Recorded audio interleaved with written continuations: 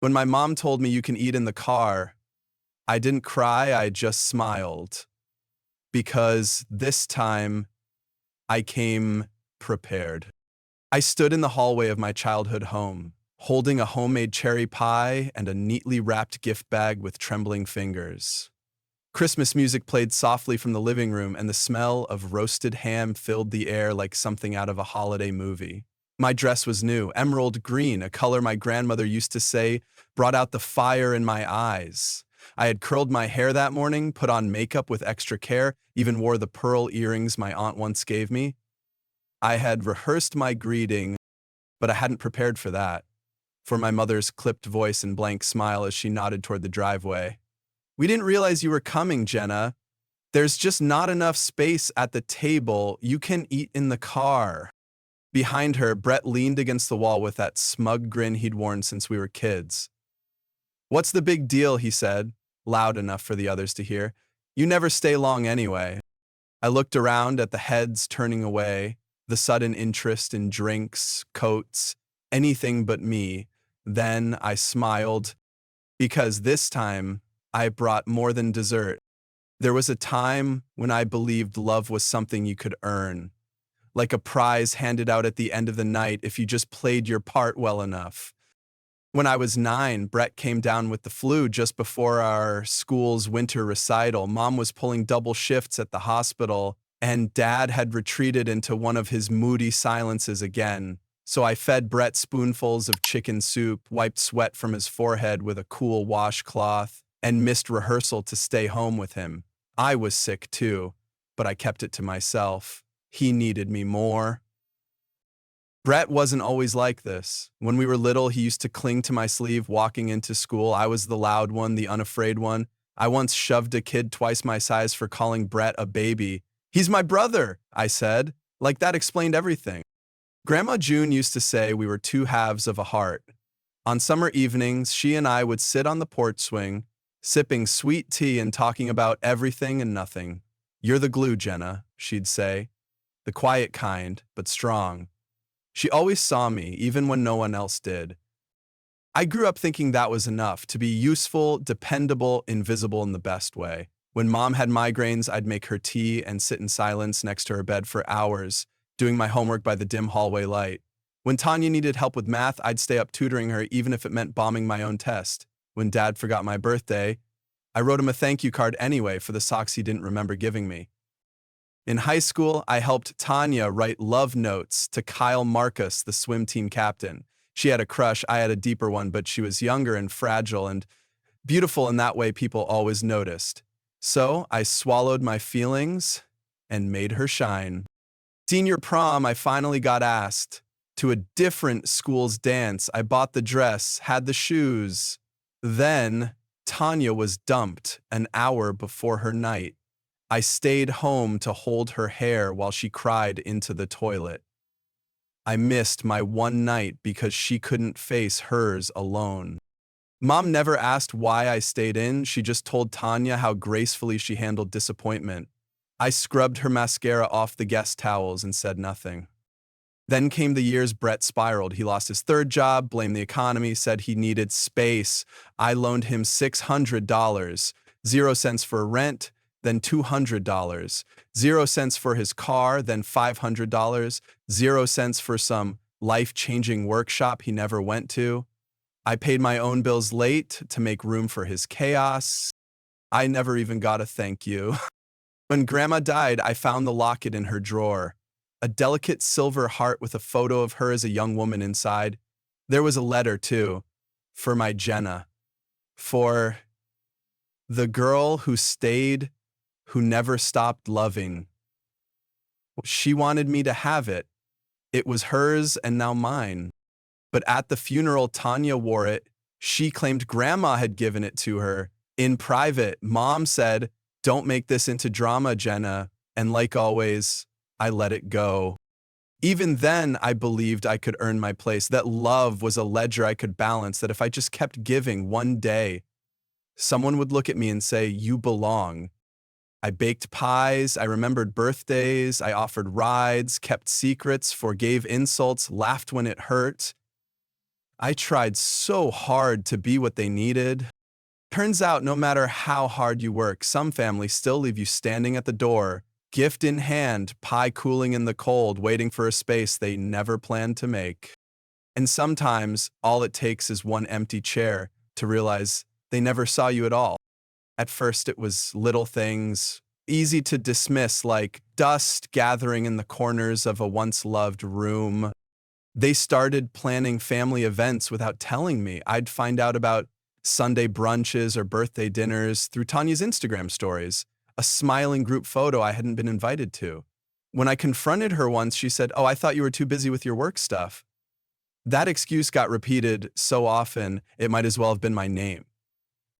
One Christmas, I arrived with thoughtful gifts for everyone, personal, wrapped with handwritten notes. Brett gave out gift cards in plain envelopes and got loud, enthusiastic thank yous. Mine were opened with polite smiles and quickly set aside. Tanya even left hers on the coffee table when she left. She texted me 3 days later, "Hey, did you get me something?" At Dad's retirement party, I offered to give a toast. I had written one the night before, full of gratitude and memories. Mom smiled tightly and said, "Maybe let Brett handle it. He's always been better at that kind of thing." Brett stood up and told a 3-minute story about Dad teaching him how to grill. Everyone laughed. I clapped too. It felt safer. When I won a state award for sustainable architecture, I emailed the family with a photo from the ceremony. Tanya replied with a heart emoji. Brett didn't reply at all. At the next family dinner, Mom turned to Brett and asked, "How's your investment portfolio?" When I mentioned my award, she nodded once and said, "That's nice, dear," then asked Tanya about her vacation plans. Even the physical space seemed to reject me. At gatherings, there were never quite enough chairs. "Oh, you don't mind grabbing the stool from the garage, do you, Jenna?" Or, "You can just sit on the ottoman. It's cozy." Cozy meant balancing a paper plate on my knees while everyone else dined at the table. Once I ended up on the porch during dessert, swatting mosquitoes and pretending I preferred the quiet. And when I brought Ben, my then boyfriend, to meet the family at a 4th of July cookout, I hoped maybe they'd try. Ben was kind, soft-spoken, and nervous. Within 10 minutes, Brett was grilling him about his salary and future plans, then laughing with Uncle Dan about how strong-willed I was. Tanya added, "Jenna's always had high expectations." Ben looked confused. I looked for an exit. He broke up with me 2 weeks later, said I seemed weighed down by something he couldn't fix. I stopped bringing people after that. Once I left my sketchbook on the coffee table at Mom's. It had some preliminary designs for a community project I was proud of. When I came back for it, someone had spilled red wine on the pages. No one admitted it. No one apologized. "Maybe it was the cat," Tanya said. They didn't have a cat. The smallest things piled up into something massive, like the time they all chipped in for a group gift for Grandma's birthday and forgot to include me. Or when Brett made a joke about therapy talk at dinner after I'd confided in Mom that I was seeing someone to help with family boundaries. She must have told him. She always told him. Thanksgiving last year was the last straw. I brought Grandma June's famous apple cinnamon pie, the one she taught me to bake, the one she said only tasted right when we made it together. I spent the morning perfecting the crust, braiding the edges, the way she showed me. When I arrived, Mom glanced at it and said, "Oh, Tanya already brought one." Tanya's was store-bought, the plastic lid still fogged with condensation. Guess which one made it to the table? Mine sat on the counter all night, untouched. After dessert, I found Brett in the kitchen, laughing with Tanya. "She really still thinks she has something to prove," he said. "It's kind of pathetic." But they didn't see me standing there. I didn't cry. I just picked up my pie, walked to my car, and drove home. It hit me somewhere around the freeway entrance. This wasn't just neglect. It was erasure, carefully done. And I had let them do it, but that was about to change. I almost didn't go. After Thanksgiving, I swore I wouldn't show up again. But Christmas has a way of tugging at old scars, convincing you they're just bruises that might not hurt this time. I spent weeks going back and forth, talking to my therapist, journaling, even flipping a coin once just to see how it landed. In the end, I told myself I wasn't going for them. I was going for Grandma June, for the memories of candlelight and cocoa, her voice reading aloud from a worn book of Irish myths. I was going because I still wanted to believe there was something left to salvage. I spent days choosing the right gifts. A rare vinyl for Dad, a framed print of Tanya's favorite travel photo. For Brett, a carefully wrapped envelope, thin, white, and quiet, that held every piece of truth I'd collected over the years. Screenshots of text threads where he called me unhinged. A copy of the letter Grandma wrote me about the locket. A printed statement from her lawyer confirming the original will. I didn't wrap that part in festive paper. I just slid it into a box with a silver bow and a single line on the card. This is the last thing I'll ever give you. I arrived precisely at 3 p.m., the official time Mom had sent, in a cold one-line email. No greeting, no looking forward to seeing you, just the timestamp like I was a delivery being scheduled. The house looked exactly the same. Garland on the railing, wreath on the door, music drifting from inside, Tanya's laughter through the window. I checked my reflection. My dress was a soft burgundy velvet. My heels clicked with quiet resolve as I walked to the door, pie in one hand, gifts in the other. Mom opened the door. "Oh, you came?" she said. I handed her the pie. She looked at it like I'd brought a casserole to a funeral. "Just leave it on the counter." No hug, no welcome, just that look, tired like she was already regretting the disruption I represented. Inside, everyone else was already gathered, drinks in hand, voices raised in cheerful conversation. Brett stood near the fireplace, center of attention, holding court like always. Tanya and her fiancé laughed with Aunt Linda. No one turned as I stepped in.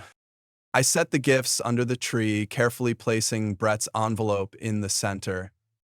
And I walked to the dining room. That's when I saw it. The table was set for 10 plates, glasses, name cards in Mom's elegant cursive. 11 people were there, including me.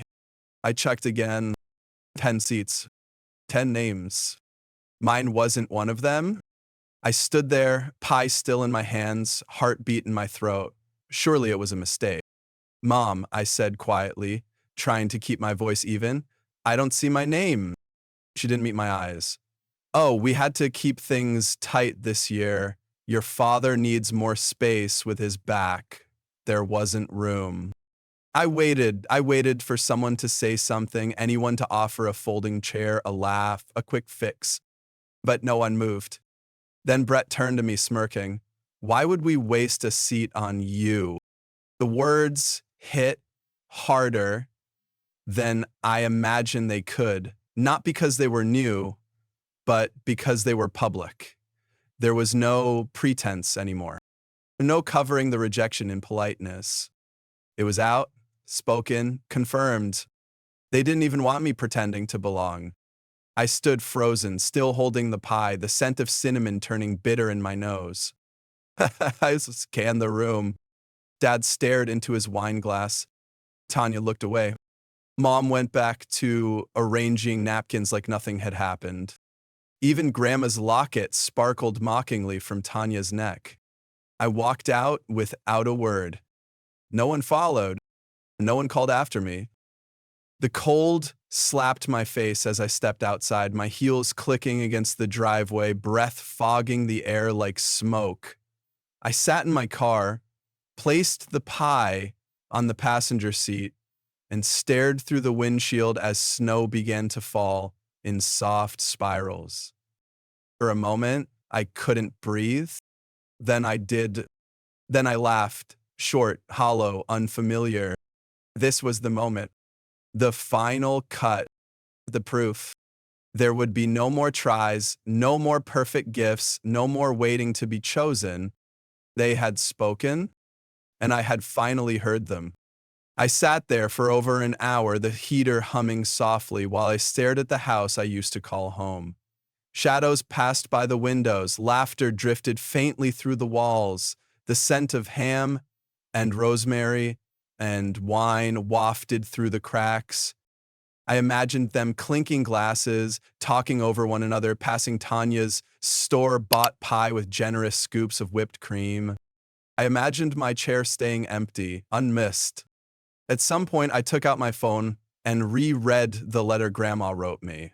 Her neat handwriting, shaky at the end, said, "You are not invisible, not to me, not to anyone who really sees." I looked at that letter until the words blurred. Then I took a deep breath and pulled out my notebook. And I began to write down everything I remembered from that night: the conversation, the smirk, the silence, the cold. Because this time I wasn't going to forget. This time I wasn't going to make excuses. I was going to remember exactly how it felt to be erased and use that feeling to draw a line I'd never cross again. I didn't go home that night, not really. I drove for hours, past the exit from my apartment, past the blinking lights of gas stations and closed diners, until I found a roadside inn with a glowing vacancy sign in a parking lot dusted in snow. I checked in with a fake smile and stiff fingers, paid in cash, and sat on the edge of the bed for a long time before even taking off my coat. The room smelled like lemon cleaner and faded sadness. There was a plastic wreath above the headboard, its red bow wilted. The TV was bolted to the dresser, the window faced a dumpster. I didn't cry. Not at first. I just sat there, staring at the blank TV screen, still holding the letter from Grandma. I reread it like it might have changed, as if maybe in some twist of paper magic, the words would rearrange and tell me I was wrong, that I'd misunderstood everything, that it wasn't as bad as it seemed. But the words didn't change. You are not invisible, not to me. I folded the letter carefully and placed it back in the envelope. Then I crawled under the stiff hotel sheets and turned off the light. And that's when it hit me. The sobs started in my chest and cracked through my ribs like lightning. I covered my mouth with the pillow, shaking with it.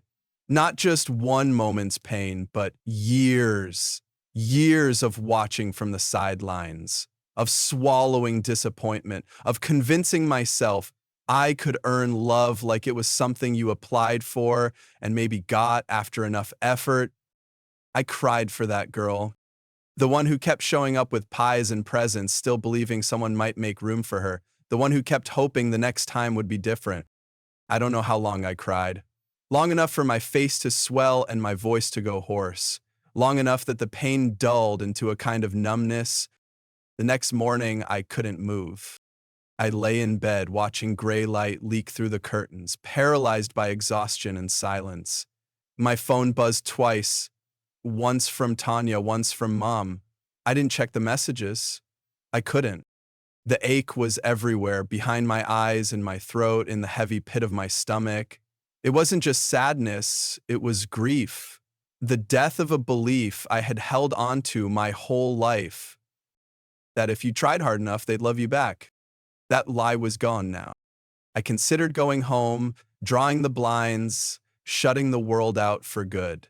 I thought about quitting my job, deleting social media, changing my number, just disappearing.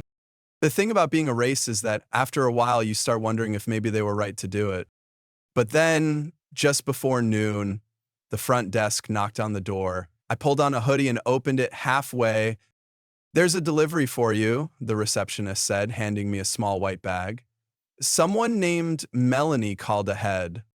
Inside was a to-go container for my favorite cafe, scrambled eggs, sourdough toast, and a little sticky note that read, "When people show you who they are, believe them. When you're ready, I'm here." Melanie had been my friend since college. She knew the whole story, and somehow she always showed up at exactly the moment when I started to vanish. I sat down with the food and took a bite. It was warm. It didn't fix anything, not even close. But it reminded me that somewhere someone saw me, someone remembered what I liked for breakfast, someone cared enough to act. And that was enough to stop the spiral. That was the moment I remembered maybe I wasn't the problem. Maybe the problem was thinking I ever had to prove I deserved a chair at their table. Maybe I could build my own, but first I had to rest. So I stayed in that little motel for 2 days. I turned off my phone, walked laps in the parking lot, read old journal entries, and let the waves of grief pass through me. I let myself be angry. I let myself be broken. And when I finally packed my bag and drove home, the sky was a little clearer. I wasn't healed, but I was still here. And that was enough for now. That night, back in my apartment, I lit the cinnamon candle I'd been saving since fall. I sat at the kitchen table, pen in hand, journal open to a blank page, and I wrote just one sentence. I deserve better. It was the first time I truly believed it. And that belief, however fragile, was the start of everything that would come next. Healing wasn't linear. It wasn't pretty either. Some mornings I woke up ready to fight the world. Others I curled into myself and stared at the ceiling, wondering if silence was safer. But I kept showing up in small ways. I went back to therapy with Dr. Ramirez, who reminded me in her calm, deliberate voice that boundaries aren't punishments. They're clarity, she said. They're your way of telling the world how to treat you. The first boundary I set was simple. I didn't respond to Mom's texts. Not the ones asking where I went. Not the guilt-laced voicemails calling my absence dramatic. Not even the one where she said Tanya had cried and family doesn't abandon family. I didn't abandon anyone. I just stopped volunteering to be the target. Instead, I poured myself into work. I pitched a new design to the firm's partners. An eco-conscious apartment complex with community gardens and natural light in every room. To my surprise, they loved it. My boss, Rick, said, "This feels like your voice. Don't lose it."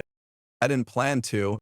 Outside of work, I began seeing friends again, real friends. Melanie and I started meeting every Saturday for coffee. We made a list of non-negotiables for the next season of our lives. Respect, reciprocity, joy. I made a rule that I wouldn't apologize for taking up space. The old me would have texted my family updates, hoping for praise. The new me wrote about wins in my journal instead. I stopped trying to prove myself to people who had already made up their minds. I also started creating rituals of comfort. I lit Grandma June's candle every Sunday. I wore the scarf she'd knitted me even when it didn't match. I printed her letter and framed it above my desk. "You are not invisible." Some nights I still cried, but they weren't the same tears. They weren't about longing or begging. They were the kind that come when a wound starts to close. One afternoon, I got a message from Tanya. "I know you don't want to hear from me, but I'm sorry. I really didn't know everything. Can we talk sometime?" I didn't respond right away. I let it sit. That was new for me, letting silence be an answer until I was ready. Eventually, I replied, "Maybe, but not yet. I'm still healing."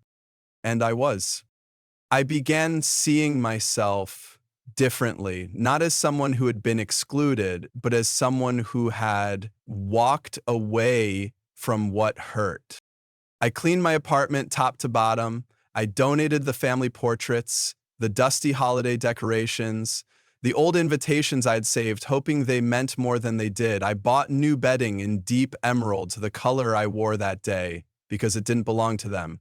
It belonged to me now. Then came the day I opened a folder labeled Truth. Inside were all the files I had once planned to use as ammunition, evidence of Brett's lies, Tanya's manipulations, my mother's patterns. I'd printed them in a rage. But now, as I reread them, I didn't feel fury. I felt relief. I no longer needed to prove it. They had shown who they were, I had shown who I was, and that was enough. Instead of mailing it all, I put the folder away, maybe forever. That choice, choosing peace over proof, felt more powerful than any confrontation ever could. Melanie said one evening, "You seem lighter, like you've stopped carrying things that weren't yours." I smiled because I have. I started cooking again, not for holidays or approval, but for myself. One night, I baked the apple cinnamon pie. just for me. I played Billie Holiday on vinyl, opened a bottle of wine, and ate a warm slice on the balcony while the city lights blinked like quiet applause. That moment, small, uneventful to anyone else, felt revolutionary. Because I wasn't performing anymore, I was living. A few weeks later, I got invited to a community panel about sustainable design. I was nervous, but I said yes. Afterward, a young woman approached me and said, "You made me feel like someone like me could belong in rooms like this." I nearly cried because that's what I'd been chasing all along. Belonging. I just hadn't realized it didn't come from bloodlines or empty chairs at holiday tables. It came from recognition, respect, resonance, and now I was giving that to myself. The old me would have still been watching the door, hoping someone from that house would come looking for me. The new me was building a new home, one choice at a time, and for the first time, she wasn't lonely in it. She was free. The invitation came in the form of a pale blue envelope slipped into my apartment mailbox. No return address, but I knew the handwriting. My mother's cursive, neat, measured, controlled. Inside was a card featuring a watercolor of lilies in soft gold lettering. Richard's 70th birthday, a celebration of family. The words made me wince. At the bottom, it read, "Your presence would mean a lot." That last sentence wasn't signed, but it didn't need to be. I hadn't seen my parents in almost 9 months, not since Christmas. I stared at the card for a long time before placing it on the kitchen counter. It sat there like a ticking clock. Over the next few days, I wrestled with myself. Part of me wanted to ignore it, to honor the peace I'd worked so hard to build. But another part, the part that still burned with the cold humiliation of being told to eat in my car, wanted something else. Not revenge, not even reconciliation. Closure. I needed to face them on my terms. So yes. So I said yes.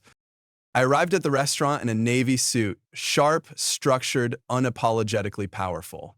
No flowing dress, no soft colors. I wore heels that echoed with every step on the polished floor, announcing my arrival before anyone could pretend not to see me. The private dining room was filled with extended family, most of whom turned when I entered. Conversations paused, forks hovered mid-air. I caught glimpses of raised brows, surprise, discomfort. Good, let him feel it. My father looked up from the head of the table. His eyes widened. "Samantha," he said, standing slowly. "Happy birthday, Dad," I said, voice steady. He hugged me awkwardly. "I wasn't sure you'd come." "I wasn't sure either," I replied honestly. My mother stood beside him, her expression flickering between relief and anxiety. "I'm glad you're here," she said. "We weren't sure." "You didn't think I'd show my face after being humiliated last Christmas," I interrupted, gently but clearly. The room went still. Someone coughed. "I think we should talk," she whispered. "We will," I said, "but not behind closed doors this time." I stepped forward, placing a small envelope in front of my father's plate. "What's this?" he asked, confused. "Something you all should have seen months ago," I said. My mother reached for it instinctively, but I placed my hand over hers. "Let Dad open it." He hesitated, then peeled the flap open and pulled out the same collection of documents I had once slipped under Brett's plate, the texts, the emails, the copy of the will. He read in silence, then turned to my mother. "Did you know about this?" She paled. I thought she was exaggerating. I turned to face the room. For years, I tried to be seen, heard, believed, but every time I spoke up, I was labeled dramatic, sensitive, unstable. The truth is, Brett manipulated all of you, repeatedly, and you let him. A murmur rippled through the room. I turned to Tanya. "You wore Grandma's necklace for years, knowing how much it meant to me." "I didn't know," she said quietly. "I do now." "I'm sorry." "Apologies are a start," I said, "but so are actions." I held my head high. This isn't about revenge, it's about truth, and I will not attend another family gathering where I'm expected to stay silent. The room was quiet. Then Dad nodded slowly. You were right, he said. We failed you. I let out a breath I hadn't realized I was holding. I'm not here to be rescued, I said. I already saved myself. But if you want to be in my life, it's going to be different. From now on, I bring the terms. And just like that, I took back my place, not at their table, but in my own story. There was a long pause before anyone spoke. Then my aunt, who had been silent all evening, looked around and said softly, I always suspected something was off. Brett always had a way of controlling the narrative. Someone else muttered, that explains a lot. I looked at my father again. You told me once that keeping the peace was more important than conflict. But silence isn't peace, Dad. It's complicity. He sat back, shoulders heavy. I see that now. Tanya, still holding the will copy, finally met my eyes. Do you want the locket back? I nodded. I want what was meant for me. Not because it's valuable, because it was hers. And because I was told I didn't deserve it. She stood up, walked around the table, and placed it gently into my palm. I'm sorry, she said again, quieter this time. Really? I slipped the locket into my pocket. Thank you. My mother opened her mouth, then closed it again. For once, she had no script. I didn't need one either. I gave my father a small nod, then stepped back. I came to speak my truth. That's done now. As I turned to leave, no one stopped me. But no one looked away either. And that, finally, was enough. 3 weeks after my father's birthday dinner, the storm I had unleashed finally reached its peak. It started with Rachel. She filed for divorce. Lauren told me over the phone, her voice low, stunned. She found more, she whispered. Messages from Brett, not just about you, about other women, business deals, lies stacked on lies. It turned out the truth I had revealed was just the tip of a much darker iceberg. Rachel hired a forensic accountant. Within a week, Brett's portfolio was revealed to be a house of cards. He had been using shell companies, making shady real estate flips with borrowed money, and lying to investors, including 2 members of our extended family. Uncle Rob nearly lost his retirement savings. Aunt Claire had to pull out of her daughter's college fund. When everything unraveled, Brett was forced to sell his luxury condo, move into a rental, and suspend all business activities pending investigation. His public reputation as a sharp real estate mogul, gone. His marriage, over. His image, shattered. And for once, no one came rushing to defend him. Not even Mom? Because in the aftermath of Brett's downfall, her own silence became deafening. My father, who had once stood at the head of the table, pretending everything was fine, was the first to say it out loud. Susan, he had said during one of their early morning coffee talks that Lauren later told me about, how long did you know? My mother had no answer. Or maybe she did, but none that mattered. She tried to do what she always did, host a brunch, send out apology cards, call me to say, we can move past this. But I didn't answer. Don't need to. The family had started seeing her clearly now, too. No longer the immaculate hostess, but a woman who had chosen comfort over justice, denial over truth, her golden son over the daughter quietly breaking. By summer, she was no longer included in the cousins' group chats. When Aunt Claire organized a back-to-school fundraiser for underprivileged kids, she asked me to design the venue's layout. My mom wasn't invited. When Uncle Rob had his 40th anniversary party, I was seated at the main table. She sat near the back with the distant relatives, and nobody asked her to give a toast. And Brett, the last I heard, he moved to Arizona to rebuild. No one visits. Rachel finalized the divorce and took full custody of their kids. She changed their last names. He has no one left, Lauren said during one of our coffee dates. He's been calling Mom, but she won't pick up. Not anymore.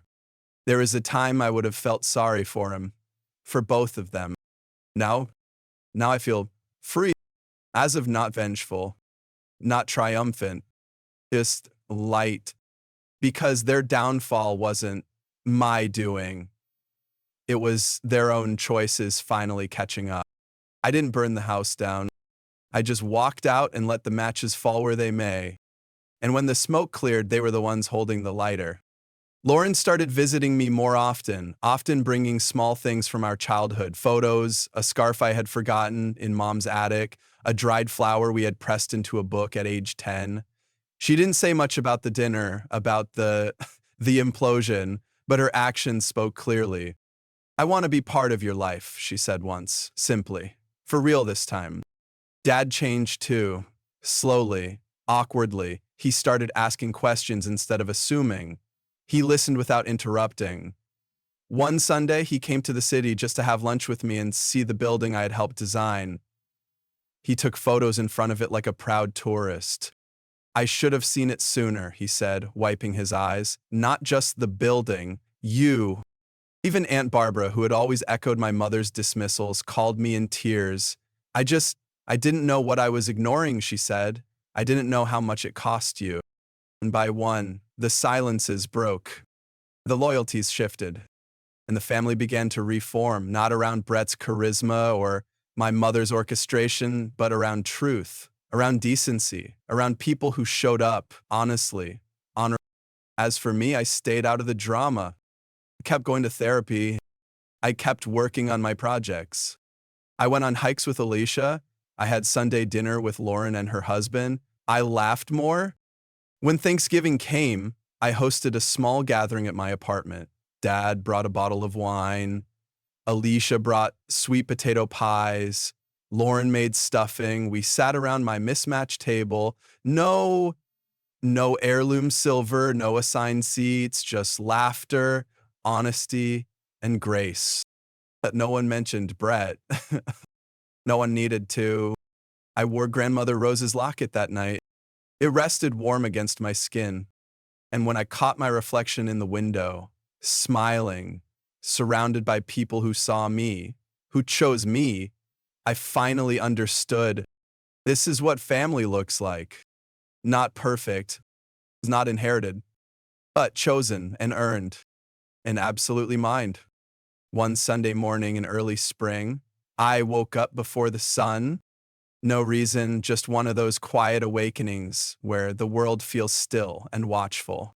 I made coffee, wrapped myself in a cardigan, and stepped out onto my small balcony. The air smelled faintly of rain and jasmine. A few birds called out in the half-light. I stood there for a long while, watching the city come alive. For the first time in a long time, I wasn't bracing for something. Not an insult, not a phone call, not a guilt-laced invitation, just being. A year ago, I thought I needed closure from my family to move forward, an apology, a reckoning, a rewrite of the past. But healing, I've learned, doesn't always come wrapped in apology or tied with neat endings. Sometimes it looks like letting go of the need to be understood by people who never tried.